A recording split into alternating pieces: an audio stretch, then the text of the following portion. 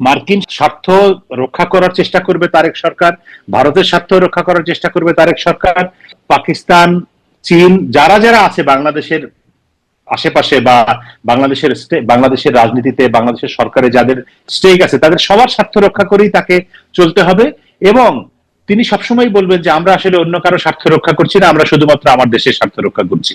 কিন্তু মূল কথাটা হচ্ছে তার ওই স্বার্থ রক্ষার মধ্য দিয়ে তার প্রধানমন্ত্রিত্বের স্বার্থ রক্ষা পাবে, তার দলের স্বার্থ রক্ষা পাবে। কত অন্যায় যে বাংলাদেশে ঘটেছে, মানে আমি জানি না সেটা অন্য কোনো সরকারের আমলে কখনো ঘটেছে বলে এমন নজির নেই।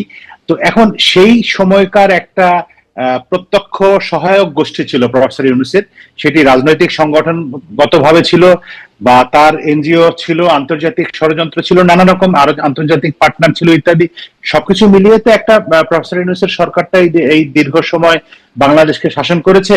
তো সেই সময় তার যে সুবিধাভোগী এবং তার যে সহযোগী শক্তি যারা ছিল, তারাই ইউনূসের পক্ষের লোক, এবং তারা মনে করে যে যারাই প্রফেসর ইউনূসের সমালোচনা করবেন তারাই হচ্ছে তার প্রতিপক্ষ, এবং তার প্রতিপক্ষ বা প্রফেসর ইউনূসের প্রতিপক্ষ মানেই হচ্ছে আওয়ামী লীগ, এরকম একটা ধারণা কিন্তু তারা তৈরি করার চেষ্টা করছেন। এবং আপনি দেখবেন যে এখনকার সরকার, এমনকি প্রধানমন্ত্রী তারেক রহমান সম্পর্কেও তারা মাঝে মধ্যে এরকম বলে থাকে যে তারা তো আওয়ামী লীগের অনুপস্থিতিতে আরেক আওয়ামী লীগ হয়ে উঠছে বিএনপি।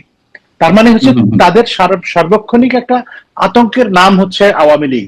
ডক্টর ইউনূসের সমালোচনা করা যাবে না।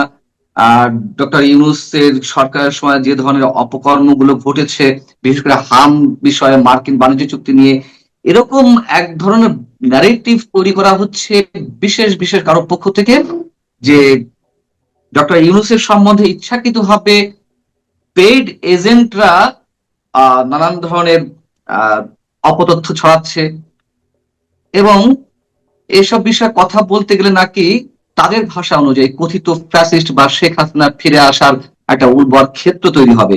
আপনার কাছে আমার পাল্টা প্রশ্ন, ডক্টর ইউনূস কি এই সময়ে আরো বেশি পরিমাণ অর্থ খরচ করছেন তাদের পেইড এজেন্টদের মাধ্যমে? নইলে এমন কথাবার্তা কেন তুলতে হবে? ইভেন ইভেন কোনো কোনো গণমাধ্যমে এই বিষয়ে রিপোর্টও প্রকাশিত হচ্ছে তার পক্ষ থেকে, মানে ডক্টর ইউনূসের পক্ষ হয়ে। পেইড এজেন্ট বা নন পেইড এটা একটু বলা কঠিন, কারণ যথেষ্ট পরিমাণ শক্ত প্রমাণ হাতে না থাকলে তো একজনকে পেইড এজেন্ট হিসেবে অভিযুক্ত করা যায় না। কিন্তু যেই জায়গাটায় আমার কাছে খুব স্পষ্ট মনে হয় সেটি হচ্ছে একটা আদর্শগত জায়গা তো রয়েছেই। যেমন 5ই আগস্টের পরে প্রফেসর ইউনূসের নেতৃত্বে যখন সরকার গঠিত হলো, এবং সেই সরকারের সময় বাংলাদেশের ইতিহাসে নজিরবিহীন মব সহিংসতা, নজিরবিহীন বেআইনি ঘটনাবলী, নজিরবিহীন কি বলবো, মানে কত অন্যায় যে বাংলাদেশে ঘটেছে, মানে আমি জানি না সেটা অন্য কোনো সরকারের আমলে কখনো ঘটেছে বলে এমন নজির নেই।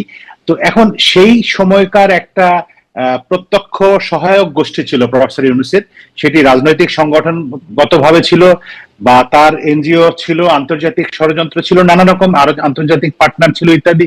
সবকিছু মিলিয়ে তো একটা প্রফেসর ইউনূসের সরকারটা এই দীর্ঘ সময় বাংলাদেশকে শাসন করেছে। তো সেই সময় তার যে সুবিধাভোগী এবং তার যে সহযোগী শক্তি যারা ছিল, তারাই ইউনূসের পক্ষের লোক, এবং তারা মনে করে যে যারাই প্রফেসর ইউনূসের সমালোচনা করবেন তারাই হচ্ছে তার প্রতিপক্ষ, এবং তার প্রতিপক্ষ বা প্রফেসর ইউনূসের প্রতিপক্ষ মানেই হচ্ছে আওয়ামী লীগ, এরকম একটা ধারণা কিন্তু তারা তৈরি করার চেষ্টা করছেন। এবং আপনি দেখবেন যে এখনকার সরকার, এমনকি প্রধানমন্ত্রী তারেক রহমান সম্পর্কেও তারা মাঝে মধ্যে এরকম বলে থাকে যে তারা তো আওয়ামী লীগের অনুপস্থিতিতে আরেক আওয়ামী লীগ হয়ে উঠছে বিএনপি।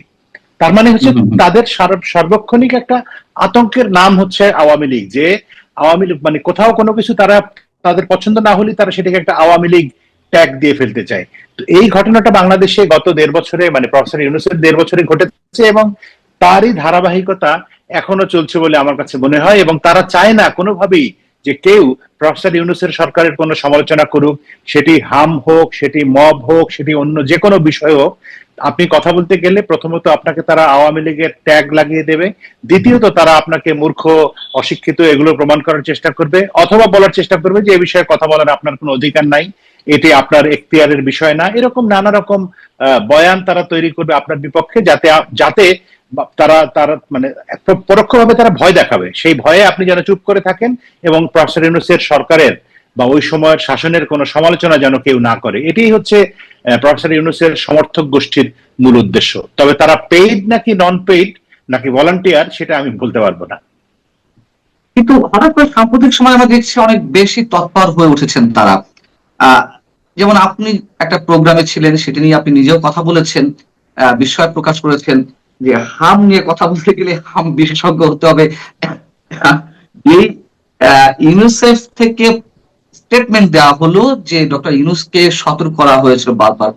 গতকাল ইউনিসেফের আবাসিক প্রতিনিধি তিনিও সংবাদ সম্মেলন বললেন 4 থেকে 5 বার ডক্টর ইউনূস সরকারকে নোটিশ করা হয়েছে, তাদের যে ভুল নীতি সে বিষয়ে সেখান থেকে সরে আসার দাবি জানানো হয়েছে, এবং এই কথাগুলো বলার জন্যই তো আপনারা উপস্থিত ছিলেন, আপনারা তো হামের ট্রিটমেন্ট দিচ্ছিলেন না। সেটি নিয়েও এক ধরনের প্রোপাগান্ডা বাজরা তারা আহ, মানে পরিবেশ না, নষ্ট কিন্তু করার চেষ্টা করলো। আমি এখানে একটু বলতে চাই, সেটা হচ্ছে যে আমি মনে করি আমরা যে যে আলোচনাটার জন্য ওখানে সমবেত হয়েছিলাম এবং যেসব কথা আমরা বলেছি, তাতে কিন্তু কিছুটা হলেও কাজ হয়েছে বলতে মানে টনক নড়েছে, সরকারের টনক নড়েছে, ইউনূসের সমর্থক গোষ্ঠী একটা একটা ডিফেন্সিভ জায়গায় চলে গিয়ে আত্মপক্ষ সমর্থনের চেষ্টা করছে, এবং তারা এরকমও বলার চেষ্টা করেছে তাদের তাদের লোকজন দিয়ে সোশ্যাল মিডিয়াতে এরকম প্রপাগান্ডা যে এই বৈঠক নাকি ইউনিসেফই করিয়েছে, ইউনিসেফের ফান্ডে বা ইউনিসেফের সহযোগী সংগঠন দিয়ে, যে ইউনিসেফের কাছ থেকে যে টিকা কেনা হয়নি, ইউনূস সরকার যে কিনেনি, সেটিকে ইউনিসেফ মাইন্ড করেছে, তাতে তারা ক্ষতিগ্রস্ত হয়েছে আর্থিকভাবে, এবং সেই জন্য ইউনূস সরকারকে দোষারোপ করার জন্য এরকম একটা বৈঠক পরোক্ষভাবে পেছন থেকে ইউনিসেফ আয়োজন করেছে। এবং এই কথা যখন লিখলো, এবং আমি দেখলাম আসিফ নজরুলের মতো লোক সেই লেখা শেয়ার করেছেন তার ফেসবুক পেজে, নিঃসন্দেহে ইউনূস সরকারের সহযোগী হিসেবে তিনি এটা করতেই পারেন। এবং ওই দিনই বা তার পরদিন ইউনিসেফ থেকে বিবৃতি দিয়ে বলা হলো যে বাংলাদেশে এরকম নামের কোন সংগঠন বা প্রতিষ্ঠান তাদের নেই, এবং তারা এই গোল টেবিল বৈঠক সম্পর্কে কিছুই জানে না, বা তাদের কোনো জানার প্রয়োজনও মনে করে দরকার নাই। এটা একটা ভিন্ন প্ল্যাটফর্ম, ভিন্ন সংগঠন, ভিন্ন প্রতিষ্ঠান তারা করেছে। আবার অনেকে দেখবেন যে ডেইলি স্টারকে দিল্লি স্টার ইত্যাদি নানা রকম গালাগাল করে সেখানে পোস্ট দিচ্ছে ফেসবুকে যে তোমরা এইসব কেন করছো, ইউনূসের সমালোচনা করছো, এটা সেটা। অথচ ডেইলি স্টারের একটা হল, সেটা তারা কমার্শিয়ালি ভাড়া দেয়, প্রত্যেক দিনই সেখানে এক বা একাধিক প্রতিষ্ঠান, একাধিক সংগঠন সেখানে নানা রকম আলোচনা করে, অনুষ্ঠান করে, সেমিনার করে, গোলটেবিল করে। এখানে ডেইলি স্টারের সঙ্গে কোনো সম্পর্ক নেই।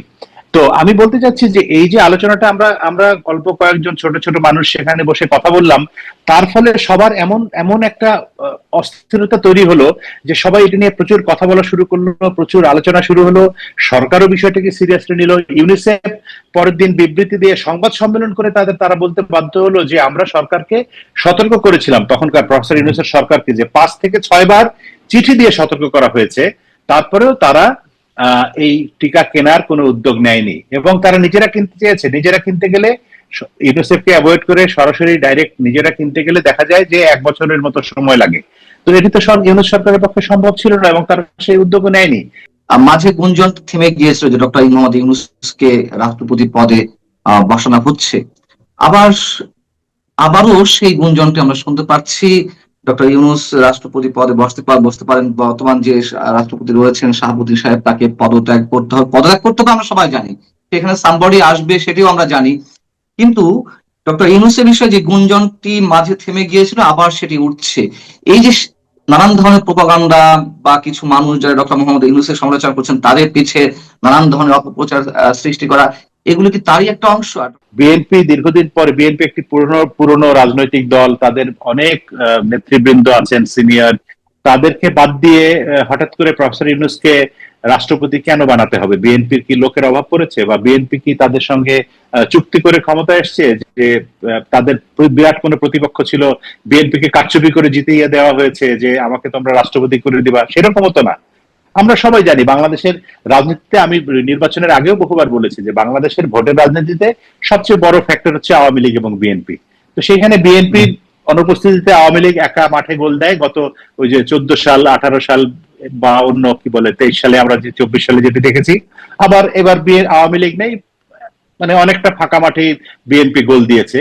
যদিও একটা মেকি নির্বাচনী প্রতিদ্বন্দ্বিতা আমরা দেখেছি, যেটা জামাতের সঙ্গে, মানে এখনকার বিরোধী দল জামাত, যদিও বিএনপির জামাত একসময় তারা ঐক্যবদ্ধ ছিল, সরকারের অংশ ছিল, আন্দোলনের অংশ ছিল, সবই। ওই যে জাতীয় পার্টি যেমন যেমন আওয়ামী লীগের বিরোধী দল, জামাত সেরকম বিএনপির বিরোধী দল। এগুলিকে ওই যে এরশাদের সময় আমরা বলতাম বিরোধী, গৃহপালিত বিরোধী দল।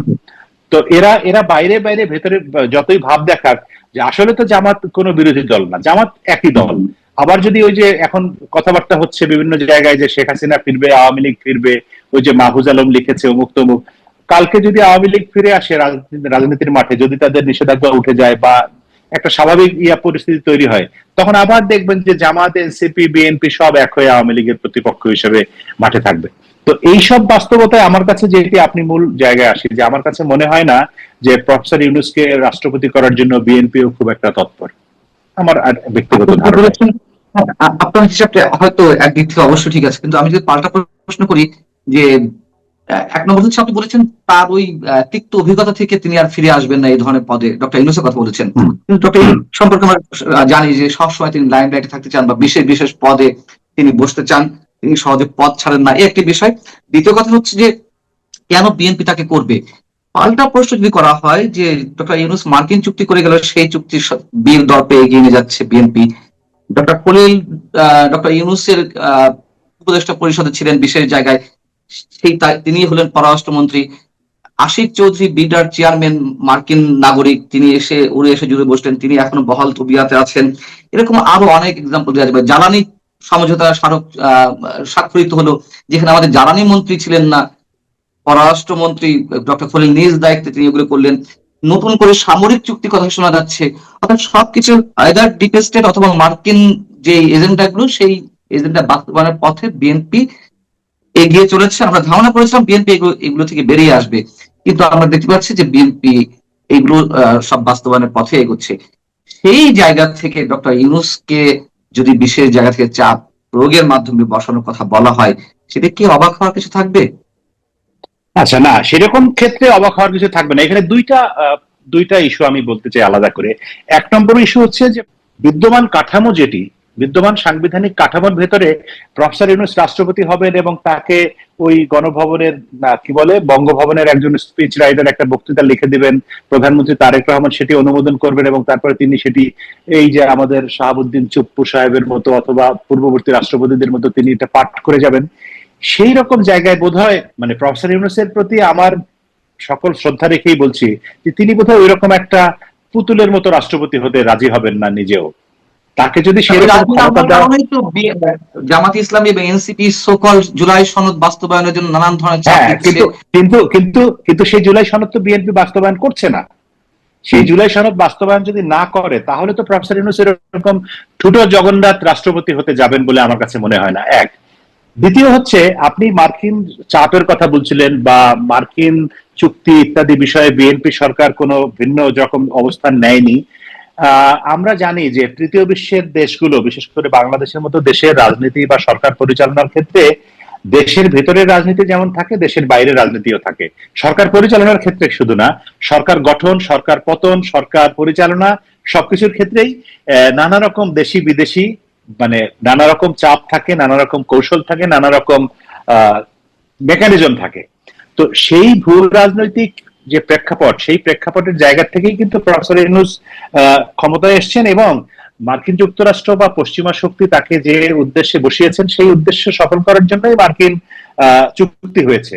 এখন তারেক রহমান বা বিএনপি ক্ষমতায় এসে এতদিন পরে, বিএনপি দীর্ঘকাল পরে, 20 বছর পরে বিএনপি ক্ষমতায় ফিরে এসে হঠাৎ করেই একটা মার্কিন যুক্তরাষ্ট্রের বিপক্ষে, ভারতের বিপক্ষে, পাকিস্তানের বিপক্ষে, চীনের বিপক্ষে চলে যাবে, সেটা সম্ভব না। তাকেও তো আসলে বাস্তবতা বুঝতে হবে।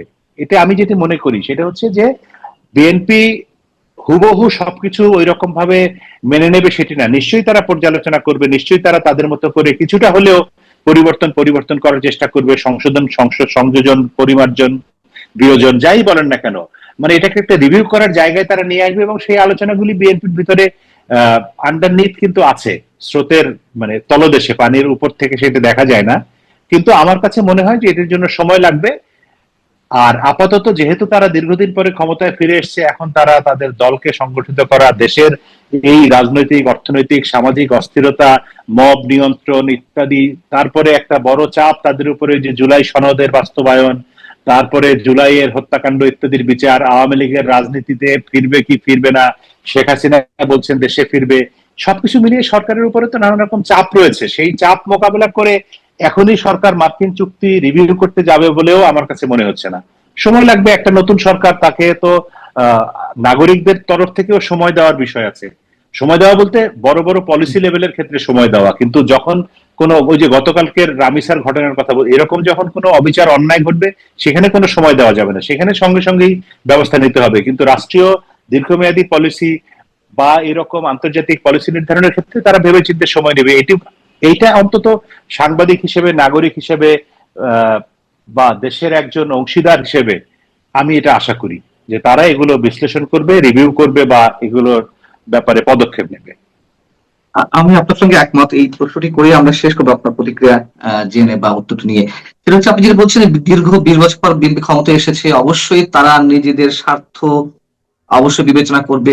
নিশ্চয়ই কাউকে এমন ভাবে আহ রাগ ক্ষোভের জায়গা নিয়ে যাবে না বা প্রতিহিংসার জায়গা নিয়ে যাবে না যাতে ক্ষমতা হারাতে হয়। আমার প্রশ্ন হচ্ছে যে দলীয় স্বার্থ তো অবশ্যই দরকার, এবং অবশ্যই ক্ষমতায় থাকার জন্য রাজনৈতিক দলগুলো প্রতিযোগিতা করে, এটি তো নতুন করে বলার কিছু নেই। কিন্তু দলীয় স্বার্থ দেখতে গিয়ে আমার জাতীয় স্বার্থ, আমাদের জাতীয় সার্বভৌমত্ব বিপন্নের পথে যাবে, সেটি কোন রাজনৈতিক দলের আদর্শ হতে পারে? মানে আপনি বলছেন সময় দিতে হয়, সেই সময় দিতে দিতে আমরা দেখলাম বোয়িং চুক্তি করা হলো, জ্বালানি সমঝোতা স্মারক চুক্তি করা হলো, আমরা দেখতে পাচ্ছি যা সামরিক চুক্তির দিকে হয়তো যেতে পারে, এবং যার কারণে আবার প্রতিবেশী কোন কোন রাষ্ট্র দেখা যাচ্ছে যাদের সাথে সম্পর্ক উন্নয়নের কথা ছিল, তারা নাখোশ, তাদের ক্ষোভ বাড়ছে, দূরত্ব বাড়ছে বিএনপি সরকারের প্রতি। এবং আবার শুনতে পাচ্ছি পাকিস্তানের প্রধানমন্ত্রী তারাও কোন কোন সামরিক চুক্তি করবে। চীনের সাথে তিস্তা চুক্তির বিষয়ে অনেক দূর অগ্রসর হওয়া হয়েছে, যদিও আমাদের তিস্তা প্রজেক্টটি খুবই দরকার। সব মিলিয়ে কি আসলে দেশের স্বার্থ বাদ দিয়ে দলীয় স্বার্থ বা ক্ষমতাটাকেই বড় করে দেখা হচ্ছে, নাকি নাকি যারা বলেন যে বিশেষ কোনো চুক্তির মাধ্যমে কেউ কেউ ক্ষমতায় থাকার চেষ্টা করেছে বা ক্ষমতায় এসেছে? আচ্ছা, এটা শোনেন, রাজনীতিবিদদের কথাবার্তা তো আসলে আপনার আমার কথার মতো না। ওনারা, আমার সাংবাদিকতা জীবনের একটা অভিজ্ঞতা, এটা আমি মানে আড্ডায়, ঘরোয়া আড্ডায় বিশেষ করে বলি, আজকে আপনাকে বলি যে আমার জানা মতে রাজনীতিবিদরা, আমি তো দীর্ঘকাল টেলিভিশনে কাজ করেছি সেই 2000 সাল থেকে শুরু করে, টেলিভিশন ক্যামেরার সামনে কখনো, জেনারেলি কখনো রাজনীতিবিদরা কোনো সত্যি কথা বলেন না। সেই কথাই বলেন যেই কথা মানুষ শুনতে চায়, বা যেই কথা শুনলে তার নিজের, তার দলের, তার সরকারের বা তার মানে তার সারাউন্ডিংস এর উপকার হবে। ওনার মনের মধ্যে কি আছে সেটি উনি নিজেই জানেন, ওনার মানে ঠিক পাশে বসা মানুষটিও জানেন কিনা সন্দেহ আছে। ফলে রাজনীতিবিদরা যখন বলেন যে আমরা দেশের স্বার্থে এটা করছি, সেটা কতটা দেশের স্বার্থ, না কতটা ওনার নিজের স্বার্থ, বা কতটা ওনার দলের স্বার্থ, সেটি উনি ভালো বলতে পারবেন। কিন্তু আমার অভিজ্ঞতা হচ্ছে যে ওনারা প্রকাশ্যে যা বলেন সেটি বেশিরভাগই হচ্ছে লোক দেখানো, এটি আসলে সত্যিকারের কথা না। আর হ্যাঁ, বিএনপি বা আওয়ামী লীগ বা যে কোনো দল ভিত্তিক বিষয় না, বাংলাদেশের রাজনীতিতে আমরা দেখেছি যে সবাই কম বেশি এই মার্কিন যুক্তরাষ্ট্রকে খুশি রেখে, ভারতকে খুশি রেখে, চীনকে খুশি রেখে, কোন কোন ক্ষেত্রে পাকিস্তানকে খুশি রেখে তাদের রাষ্ট্র পরিচালনা করে এবং করতে হয় বা করেছে অতীতে। আপনি দেখেন শেখ হাসিনা সরকারের আমলে চীন থেকে যখন সাবমেরিন কেনা হলো, সেটি নিয়েও কিন্তু ভারতের সঙ্গে এক ধরনের টানাপোড়েন তৈরি হয়েছিল, আমাদের মনে আছে। তো এরা কিন্তু চেষ্টা করে, সব সরকারি চেষ্টা করে যে ভারতকেও খুশি রাখা, চীনকেও খুশি রাখা, এই মার্কিন যুক্তরাষ্ট্রকেও খুশি রাখা, রাশিয়াকেও খুশি রাখা। এবং অনেকে আবার মনে করে যে এই যে সকলকে খুশি রাখতে গিয়ে আসলে কাউকেই খুশি রাখতে পারে না, এটাও আরেকটা। তো ফলে মার্কিন স্বার্থ রক্ষা করার চেষ্টা করবে তারেক সরকার, ভারতের স্বার্থ রক্ষা করার চেষ্টা করবে তারেক সরকার, পাকিস্তান, চীন, যারা যারা আছে বাংলাদেশের আশেপাশে বা বাংলাদেশের রাজনীতিতে, বাংলাদেশের সরকারে যাদের স্টেক আছে, তাদের সবার স্বার্থ রক্ষা করেই তাকে চলতে হবে। এবং তিনি সবসময় বলবেন যে আমরা আসলে অন্য কারো স্বার্থ রক্ষা করছি না, আমরা শুধুমাত্র আমার দেশের স্বার্থ রক্ষা করছি। কিন্তু মূল কথাটা হচ্ছে তার ওই স্বার্থ রক্ষার মধ্য দিয়ে তার প্রধানমন্ত্রিত্বের স্বার্থ রক্ষা পাবে, তার দলের স্বার্থ রক্ষা পাবে। এটি হচ্ছে আমার ব্যক্তিগত ধারণা।